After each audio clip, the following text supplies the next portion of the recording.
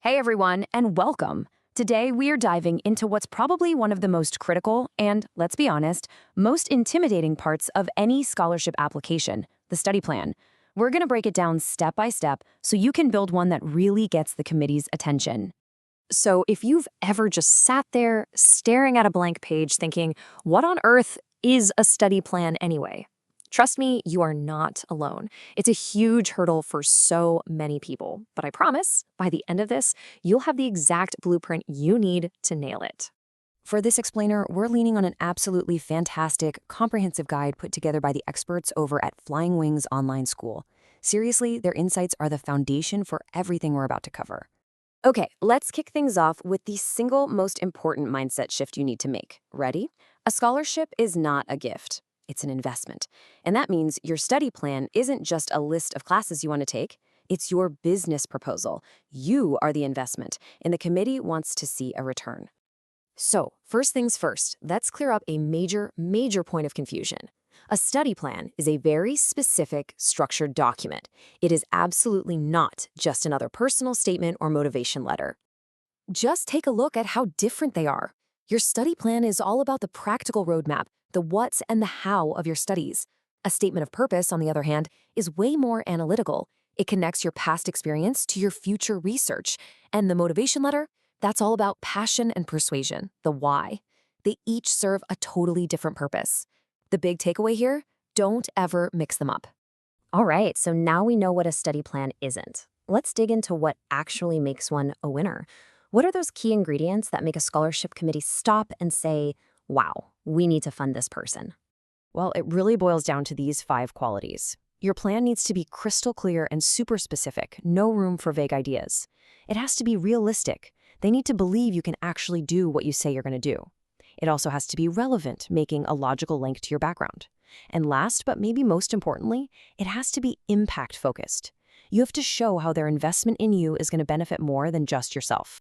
Now, here's the good news. You do not have to invent this thing from scratch.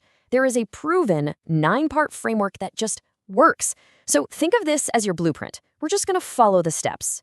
So let's actually do it. Let's build this thing out section by section. This is the real meat of your document, and we're going to walk through every single part so you know exactly what goes where. Part 1, your introduction. The key here, get straight to the point. State the exact program, your field of study, and the academic level, like master's or PhD. No fluff, just clarity, right from that very first sentence. Next up, your academic background. This is where you connect the dots for them. Briefly mention your last degree, and maybe highlight 1 or 2 key skills or classes that directly set you up for this next big step. Show them you're ready. Part 3 is so important. You have to justify your choices. Why this field, and even more critically, why this exact program at this exact university. And here's a tip. Focus on the academic reasons. Mention their specific curriculum, a professor's research, unique facilities, not just that it's a famous school. Okay, part 4 is your study objectives. So what do you actually want to learn? You got to get specific. List out the concrete knowledge, the research skills, the professional abilities you plan to walk away with. This shows the committee you've really thought this through. Part 5 is where you get into the nitty-gritty. This is where you prove you've done your homework on the program. Mention a few key courses or modules by name that you're excited to take. Something like, I'm particularly interested in taking advanced econometrics to build the quantitative skills for my thesis. It just shows you're serious. Now, Part 6 might not be for everyone, but if your program has a thesis or an internship, this is your spot to shine. You don't need a full-blown proposal, but even mentioning a potential research topic or some companies you target for an internship shows you're already thinking ahead. You know what really shows you're organized? A timeline. That's Part 7. A simple semester-by-semester breakdown is all you need.